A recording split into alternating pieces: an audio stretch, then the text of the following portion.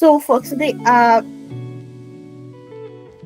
manuscript presentation is going to be on investing in traditional medicine, leveraging evidence and innovative research to strengthen the fight against malaria in Nigeria.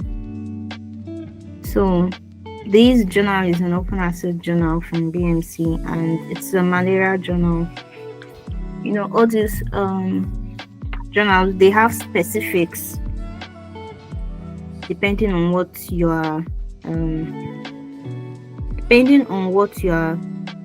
researching on, depending on what you are researching on and what you are submitting.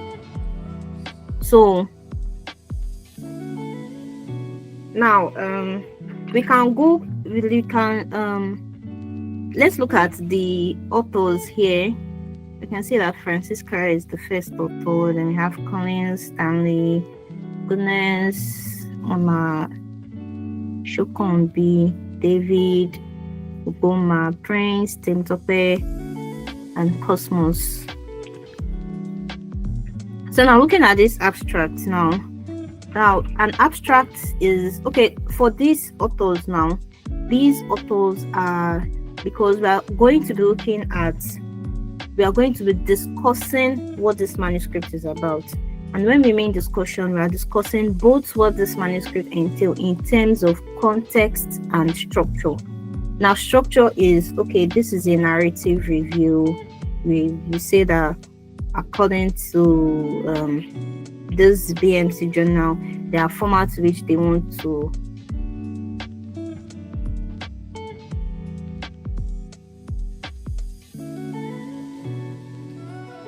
caps lock, but this is just starting with caps lock at the beginning and all of that.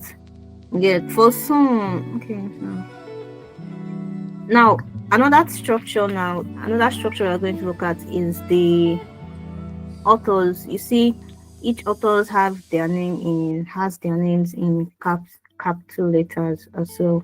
And once you see numbers there, they are called superscripts, which their affiliations are in some journals. You see, okay, now look at the affiliations.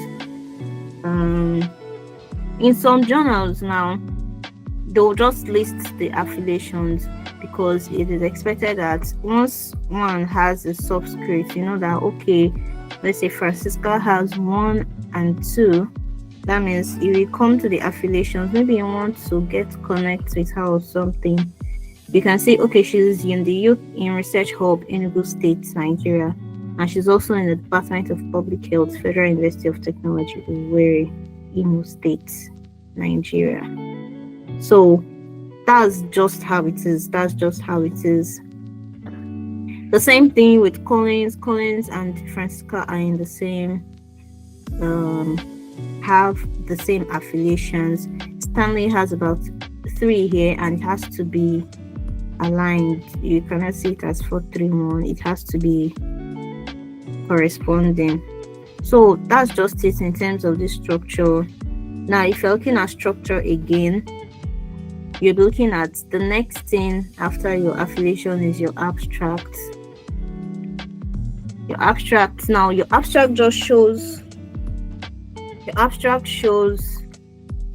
is just summary of everything, and it should entail and it highlights, everything that this manuscript or what you're writing on is a publication now is about. Now, background or introduction. The next structure now we're going to look at is your introduction. Your introduction is you're explaining what your topic is about, like why are we investing in traditional medicine. You're explaining your research questions, trying to make us understand why we should invest in traditional. Why are you writing this topic? What's our business? But you want us to be informed that yes, if we invest in traditional medicine, we can strengthen the fight against malaria in Nigeria. That's what your introduction is looking at, the aim and everything. So Now, the next structure for a narrative review now is the body. It's just the introduction, body, and then conclusion. The body now, you can see it in this evidence and in other sections. Your body now is explained like normal essay now, maybe in primary school, tell you or maybe formal letter, you write your address, then write salutation, write your body, then you conclude, and then you sign, all those things. So this is just how how research writing or all this academic writing is like. So there's nothing much.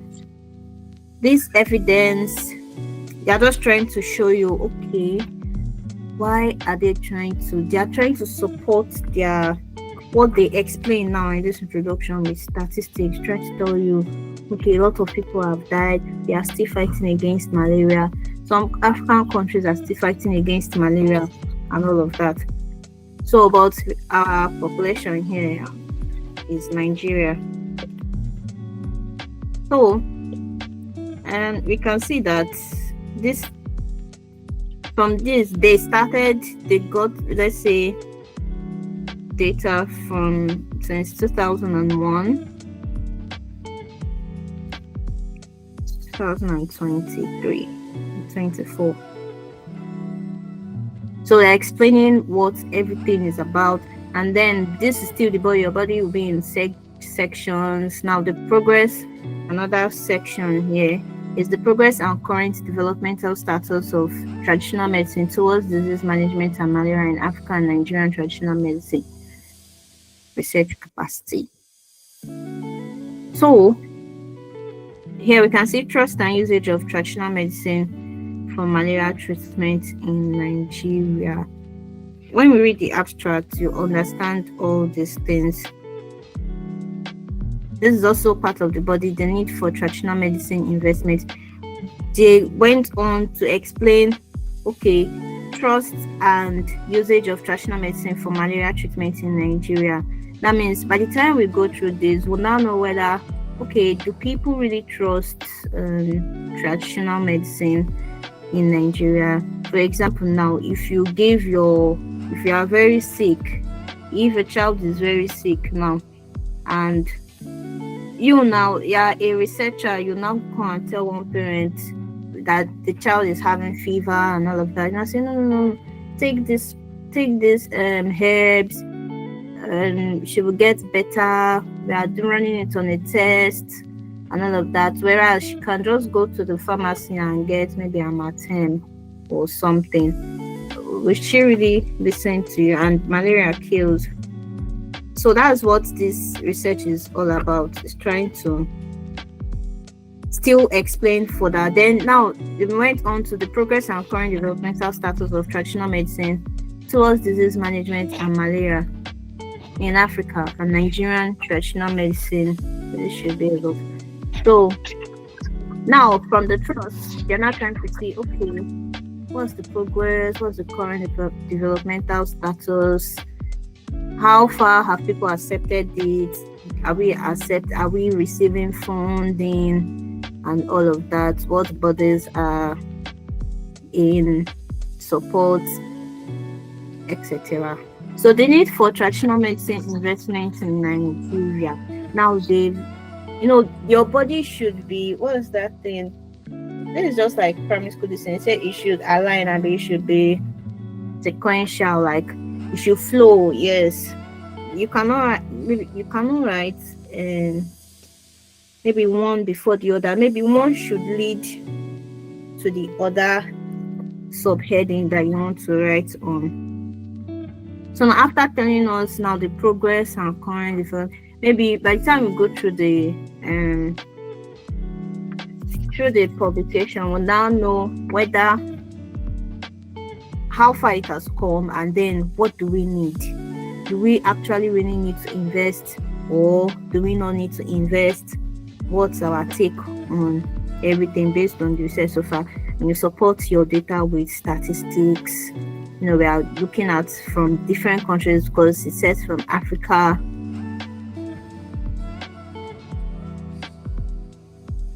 Where is Nigeria? Okay. And etc.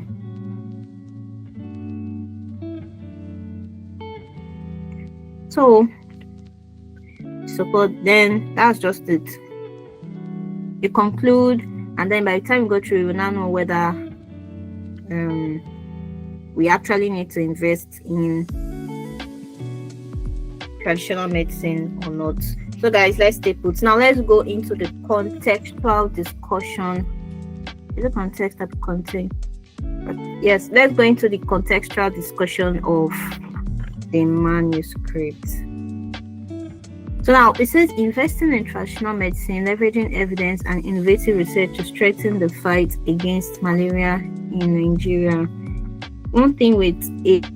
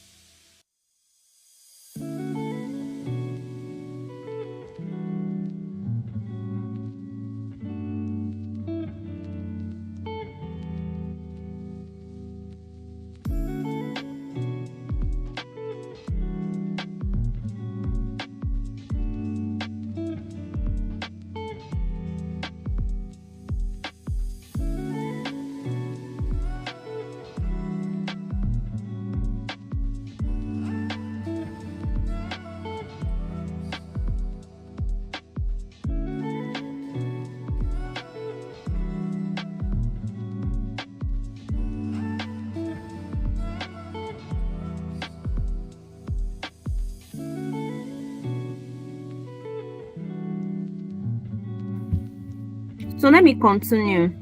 I will not waste time. I'm not going to waste so much time now. So now the abstract says traditional medicine (TM) has been a cornerstone of healthcare across various cultures, especially in Africa, where it has played an integral role in the management of diseases such as malaria.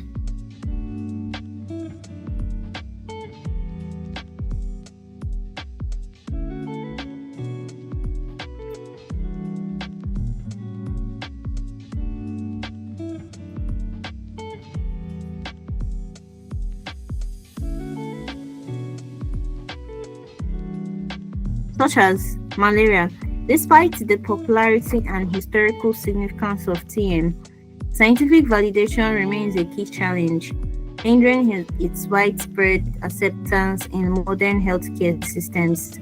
This study explores the potential of traditional African medicine, particularly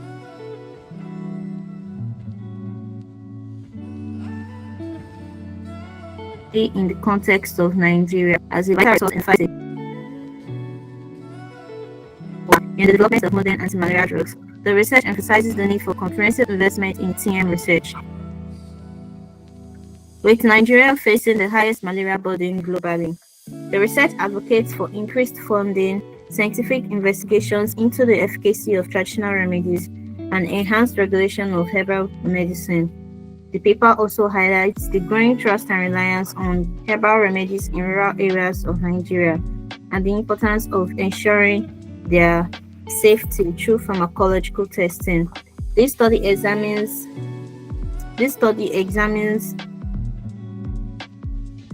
these issues through an analysis of existing literature, historical applications, and documented successes of herbal treatments. By integrating traditional medicine into national health systems, Nigeria could unlock new strategies for combating malaria and other infectious diseases, advancing towards sustainable health outcomes.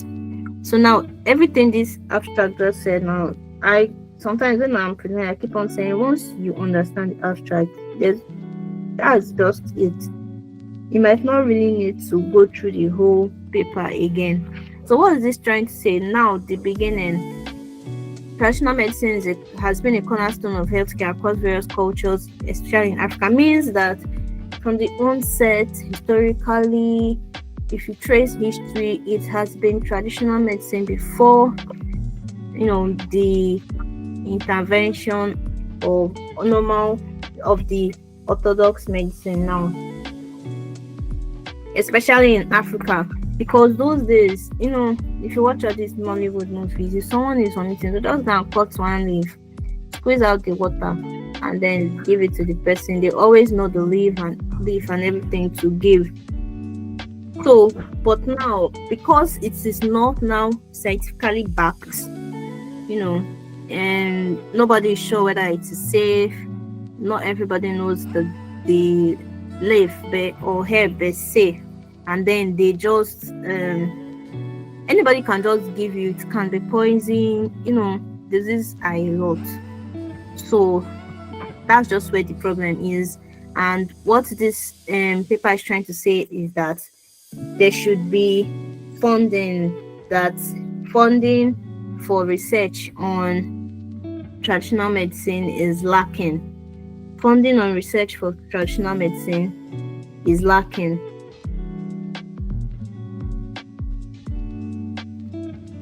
So now, keywords. Now, another structure that I missed is keywords are, in case you want to search for these documents now online, you can just search on PubMed or something, malaria infection, traditional medicine investment, herbal remedies, Nigeria, anti-malaria. So two things you can search for is traditional medicine investment, malaria infection, Nigeria, and see it will come out. So now, background on the introduction, like what I said now, for centuries, humans have employed natural remedies made from plants and microbes to treat and prevent diseases. So it has been there. So it's just the, what I call it, evolution or innovations of all these drugs.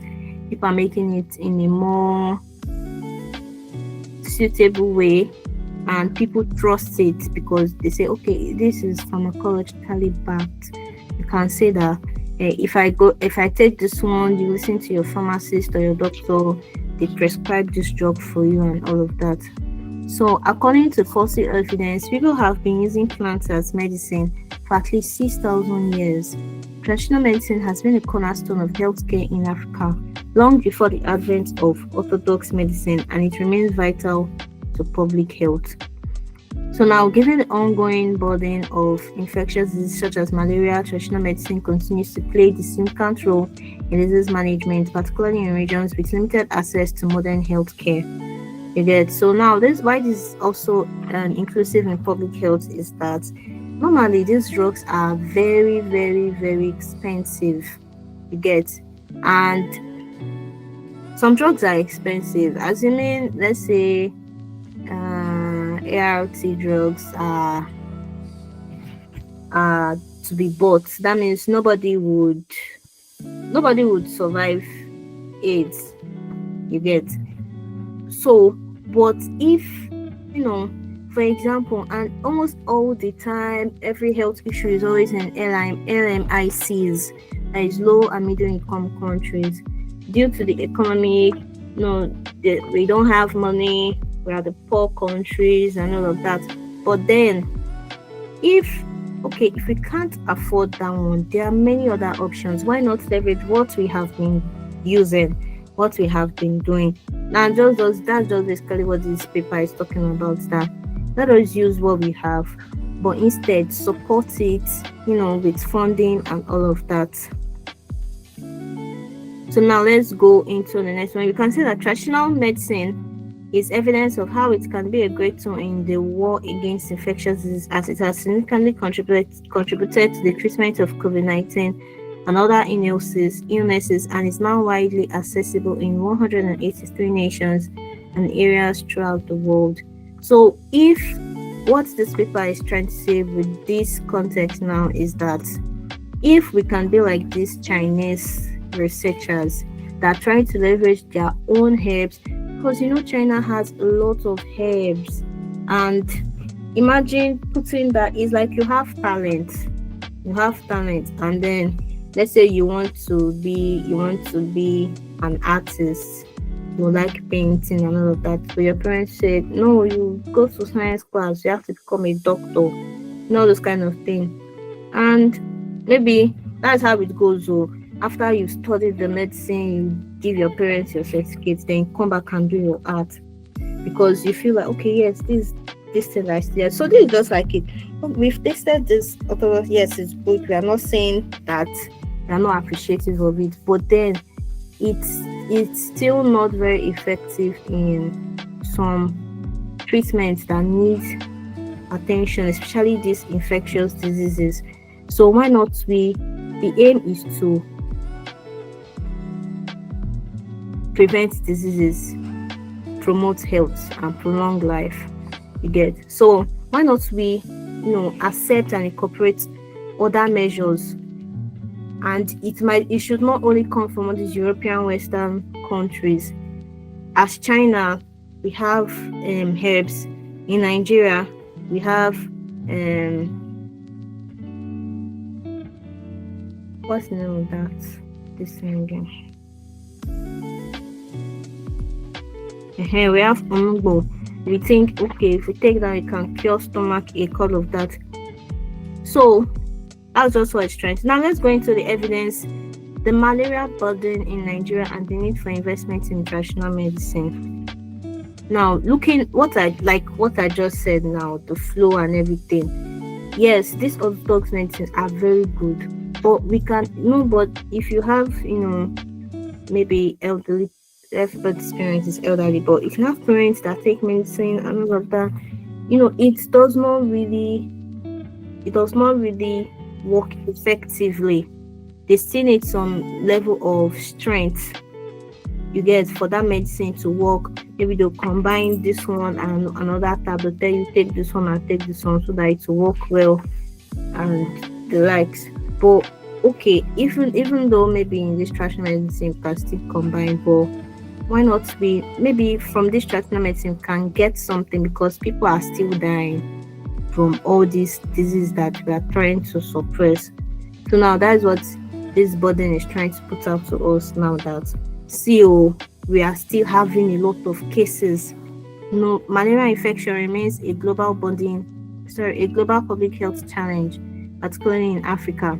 Nigeria bears the highest malaria burden globally, with over 51 million cases and 207,000 deaths annually, accounting for 30% of Africa's total malaria burden. Globally, approximately 240 million malaria cases occur each year, placing 3.2 billion people at risk of infection. Now, in 2023, that is like 2 years ago, 2023, Nigeria accounted for 25.9% of global malaria cases and 30.9% of malaria-related deaths in the African region, according to the World Malaria Report. Now, we can see that this with these statistics now, even if we don't go through everything, we can see that these statistics don't lie, because we're in Nigeria. If you are going to treat anything, they would ask you to treat for malaria, because malaria is still endemic. Everybody is always having malaria. Now it's even like a normal thing. Oh, I will say, oh, malaria, right? Yes, sorry. You're not gonna take. Have you taken typhoid too, and all of that? So that's just what's trying to say, that it's still endemic even in other African countries, but Nigeria is topping the charts for these African countries that are also endemic with malaria, are causing high mortality rate. Look at the total malaria cases in Nigeria from 2001. I think we have which year? 2022. That's like 3 years ago, as the highest number of cases, and then 2019 as the highest mortality rate in Nigeria. Some of us don't even know about it. We just know that yes, I was sick by April. that time that I had malaria. Before you know it, August 2, you are down again. Why? You are down again. Why? I have malaria. You get. So now let's move on. It said malaria prevalence in Nigeria varies significantly by region, age group, and socioeconomic status. The disease is more prevalent in northwestern Nigeria compared to the southern and southeastern regions. It disproportionately affects children under 5 and pregnant women who are at higher risk of severe complications. Among children, those from the lowest socioeconomic backgrounds experience malaria rates 7 times higher than those from wealthier backgrounds. Rural areas where healthcare access is limited report higher infection rates than urban centers. If you're a Nigerian on this call, you can say that whatever I'm reading now from this publication is the total truth. Because if you go to the northern states, not even malaria, some diseases that you think that okay, it is not even we have eradicated it or something, you see it coming up again. So now let's move on.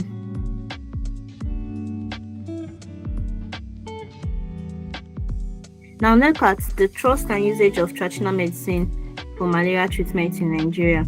According to WHO estimates from 1985, approximately 65% of the world's population relied on herbal or traditional treatment.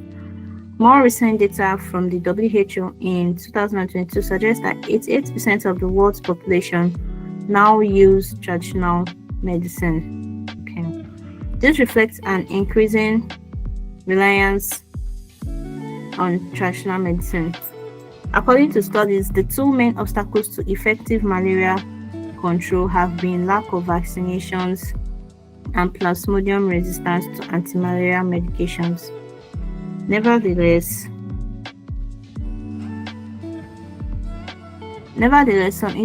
some indigenous Nigerians believe that herbal remedies, a key component of traditional medicine, offer an alternative treatment for malaria, as more than one disease can be treated with a single herb.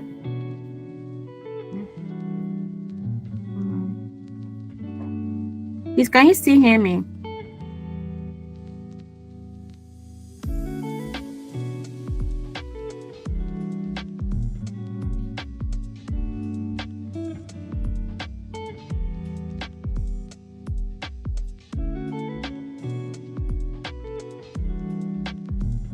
Okay, thank you.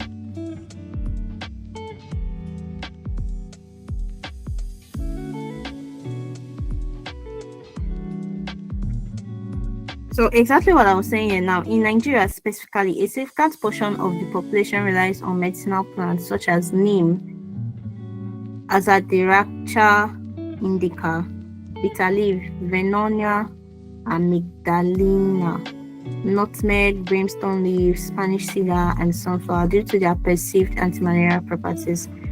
One reason for the continued trust in herbal remedies is their multi-component nature, which may reduce the likelihood of Plasmodium developing resistance, an ongoing issue with synthetic anti-malarial drugs. Okay.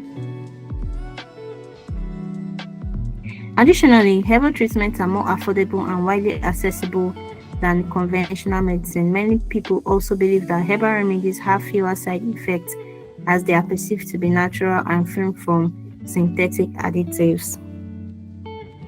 So now, what we are trying to say is that, in essence, reading this, we can now say, okay, people trust these herbal medicines because it works, and that's what people have been using before. And it can even cure more than one illnesses apart from that. And with what this publication is saying, that it can also help to disrupt the Plasmodium resistance, because that's one of the problems in which why malaria is still endemic. It's stated here we have vaccination, and plasmodium resistance. So now the progress and current developmental status of traditional medicine towards disease management and malaria in Africa and Nigerian traditional medicine research capacity. During the pandemic, the WHO recognized the role of traditional medicine in healthcare and advocated for research and clinical trials to evaluate its safety and efficacy. This support was reflected in the WHO guidelines promoting evidence-based integration of traditional medicine into COVID-19 treatment strategies and funding initiatives for clinical studies. The booming Chinese market, where traditional medicine generates more profit than the country's entire medical industry, with a value exceeding 36.8 billion euros, highlights the significant economic potential of traditional medicine. Moreover, traditional medicine has made significant progress between 2000 and 2018. Ever since then,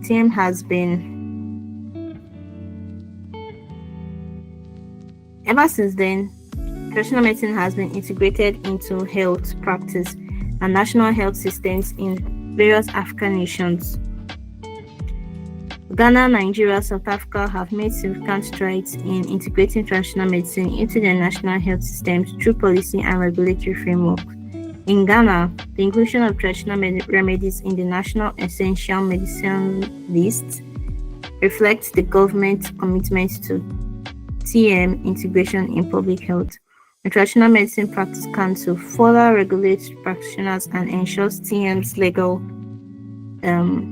recognition. Nigeria has a strong TM heritage, particularly in rural areas where it serves as a primary healthcare option.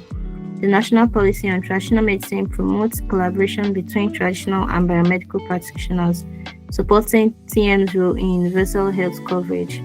In South Africa, post-apartheid health strategies embrace TM, leading to the Indigenous Knowledge Systems Policy, which recognizes traditional healers and emphasizes the preservation and validation of indigenous medical knowledge. These frameworks highlight each country's efforts to formalize and integrate TM within mainstream healthcare. So, in summary of these, we can say that both in Nigeria and both in some African countries listed here, like Ghana, South Africa, we can say that they are incorporating traditional medicine into practice as it has been seen that it is effective. And this is true. There's one herb that my mom bought, I my dad bought, and below it wrote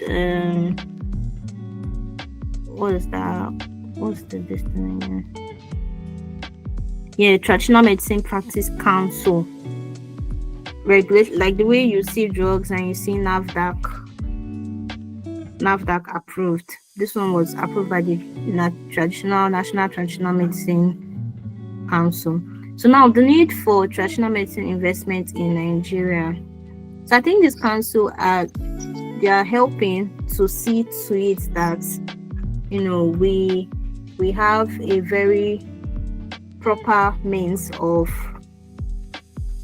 making these drugs more efficable and efficient. Now, the need for traditional medicine investment in Nigeria. Nigeria has the world's highest malaria prevalence.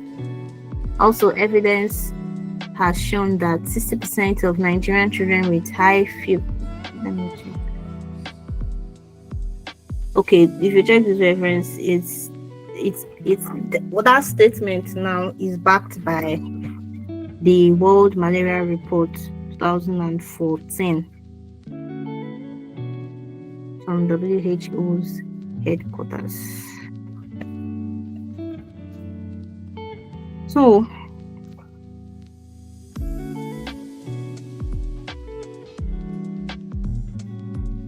also, evidence has shown that 60% of Nigerian children with high fevers caused by malaria are treated first with herbal remedies. A study conducted in southeastern Nigeria reported that the respondents had great trust in traditional medicine in the management of malaria and saw orthodox methods of malaria treatment as having several side effects. This is very true. In Nigeria, rural residents rely more on herbal remedies than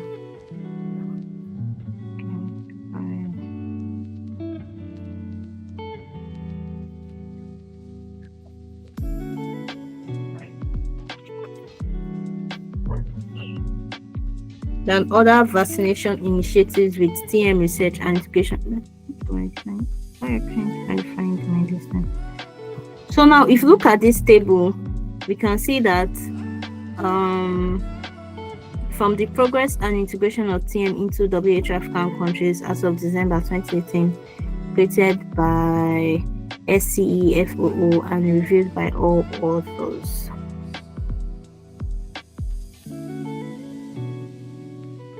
Okay, we can see that legal TM practice framework, so far 38 countries, of which I think Nigeria is a part of. Yeah, and it is important. African nations that have added it: ministries of health, research institutes, indigenous manufacturing of TM products, and etc. etc. So now, in conclusion, we can say that traditional medicine holds significant promise in addressing the pressing health challenges of malaria in Nigeria.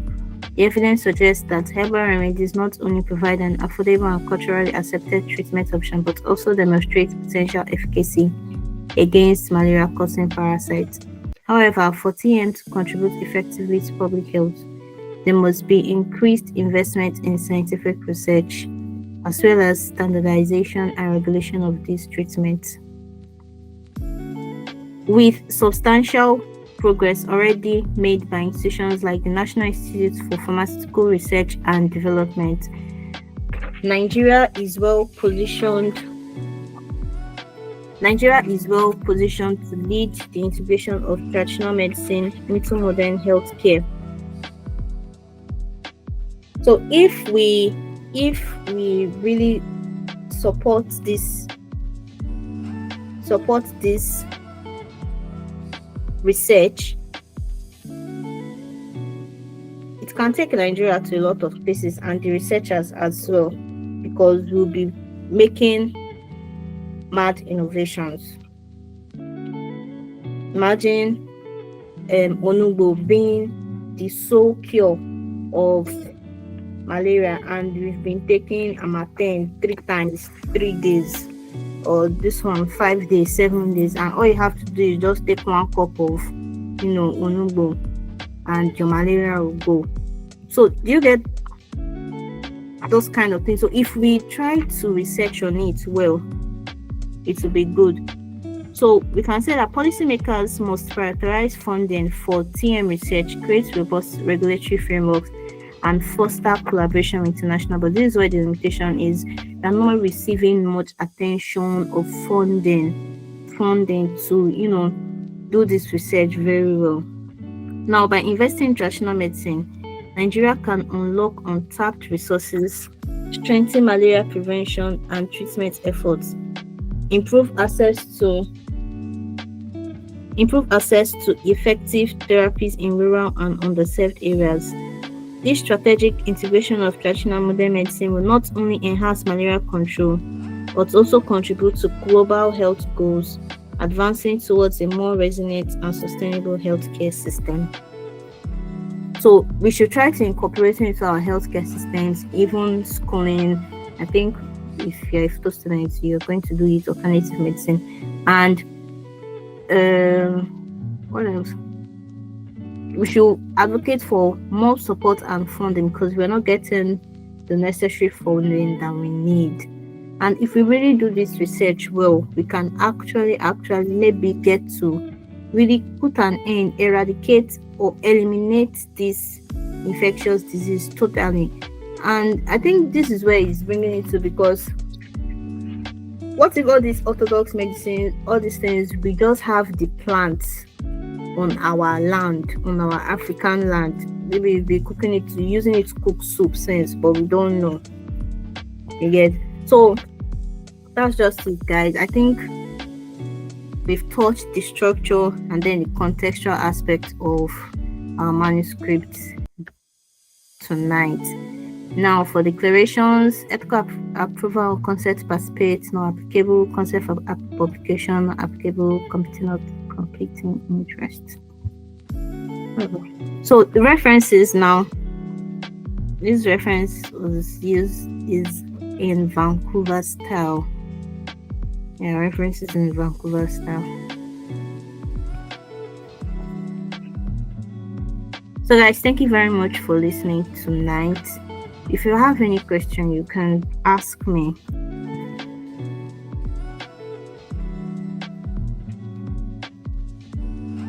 Do we have any questions?